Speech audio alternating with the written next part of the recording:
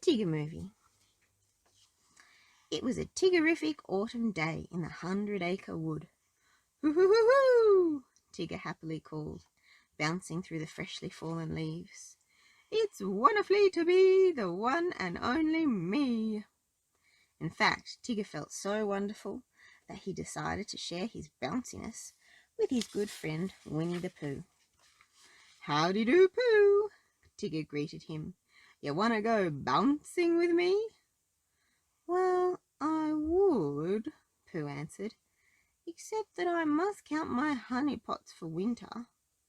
Each, Tigger replied, accidentally stepping into one. I'll never understand why you Poohs like this icky stuff. Well, anyway, TTFN, ta-ta for now. So Tigger bounced off to Piglet's house. Hiya, Piglet, old pal, Tigger called. What do you say you and I do a little bouncing? But Piglet was too busy collecting firewood for the winter. Tigger saw Kanga next, but Kanga also had too much work to do to go bouncing. What Tigger didn't realize was that Roo would have loved to go bouncing with him. By the time Roo came running out of the house, Tigger had gone. Tigger sat down on a large rock. Why would anyone not want to bounce? He wondered. Tigger was sure someone would want to bounce with him, so he bounced off the rock and back into the forest. He didn't notice the rock had come loose. It rolled down the hill and landed, crash, right on top of Eeyore's house. Eeyore was okay, but his house wasn't. It was stuck under the rock. It wasn't long before everyone but Tigger came round to help. Tigger still didn't know what had happened.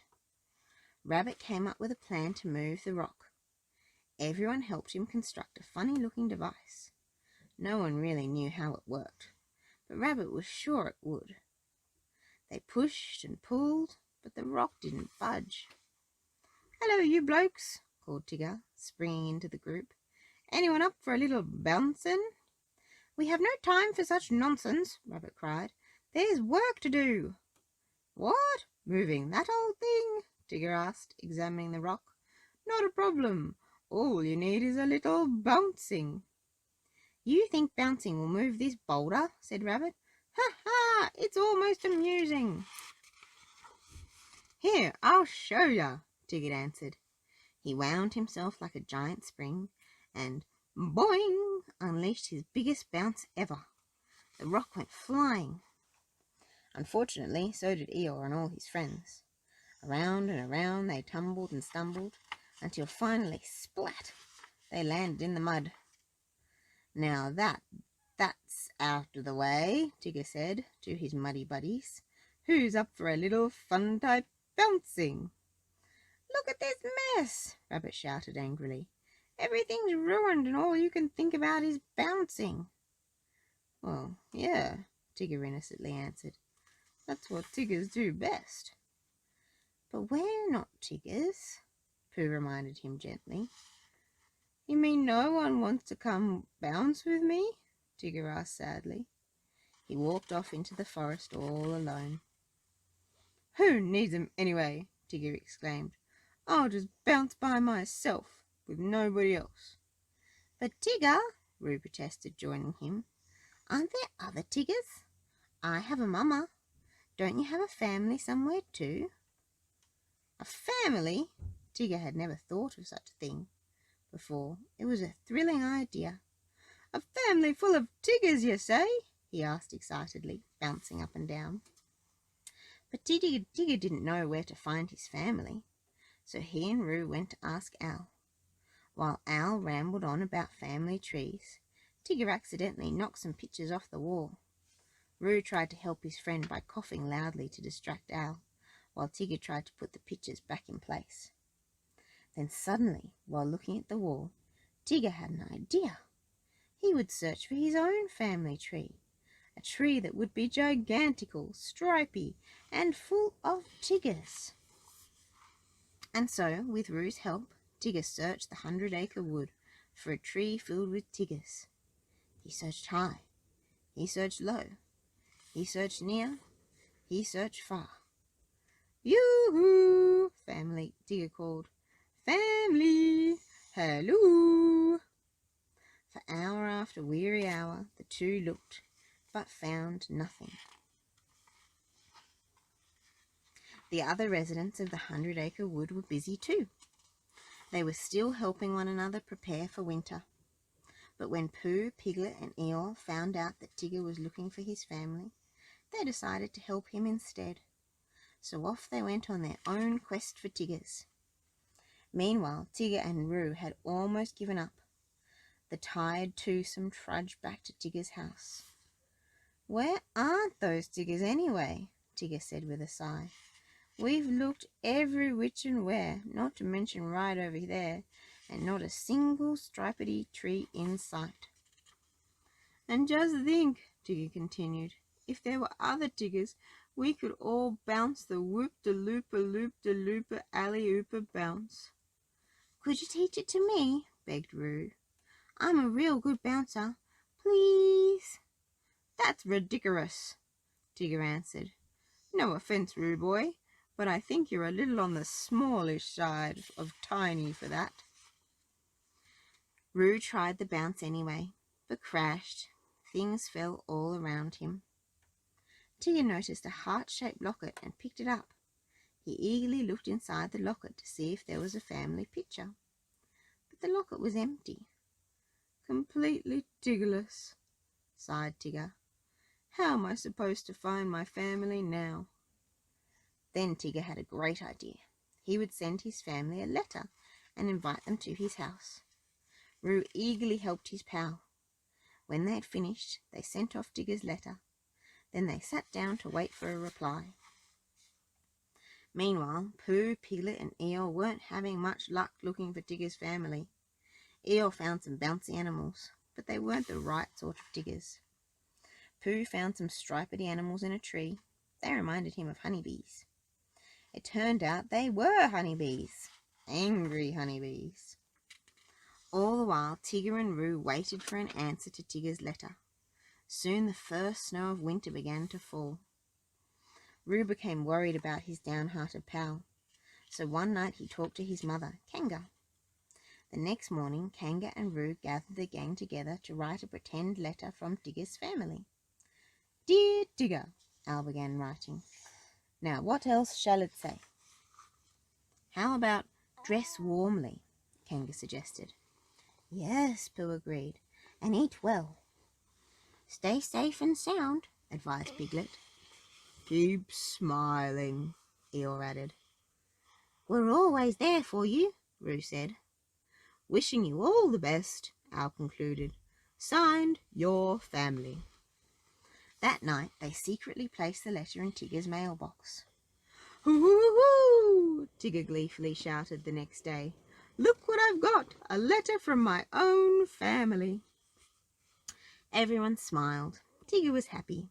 Their plan was working. "And the bestest part of all is that they're coming to see me tomorrow," Tigger added. Everyone stopped smiling. They never wrote that. Where exactly does it say that?" asked Al. "With Tiggers you have to read between the lines," Tigger explained. Tigger was so excited that his friends didn't have the heart to tell him the truth. Luckily, Roo came up with another plan. They would all dress up like Tiggers and pretend to be Tigger's family. The next day, the pretend Tiggers knocked on his door. "Surprise!" they shouted when Tigger opened the door. Tigger couldn't believe his eyes. "Come on in," he eagerly invited. "There's lots of catching up'n we gotta do." "Hey, who's up for some family-type fun and games?" Tigger offered. "I know, let's do what Tiggers do best. Bouncing." "Let's do the whooper-de-dooper-looper-de-looper alley-ooper bounce," cried Roo. But when Roo tried to bounce, not only did he crash again, but his mask fell off. Tigger saw that his family of Tiggers were really his 100-acre wood friends. His feelings were hurt. "We only wanted to help," explained Pooh. "That's all right," replied Tigger, sniffling. "Somewhere out there is my family, and I'm going to find 'em. So TTFE, ta-ta forever. Tigger left the house and entered the cold forest all alone. The next morning, a terrible blizzard hit the 100-acre wood. Without Tigger, winter seemed much colder and much more unfriendly. Pooh, pleaded Roo, entering the bear's house. We've got to find Tigger. It's dangerous out there. So Pooh gently suggested that he, Piglet, Eeyore, Rabbit, and Roo form an expedition to find their missing friend. Meanwhile, Tigger tramped through the deep snow, still searching for his family tree. Suddenly he saw the biggest, tallest, grandest tree ever. I found it, he shouted, bouncing up the branches. Hello, is anybody home? He bounced from branch to branch, looking for Tiggers. But he didn't find a single one. At the same time, Roo, Pooh, Piglet, Rabbit, and Eeyore bravely fought the freezing winter weather as they searched for Tigger. Tigger!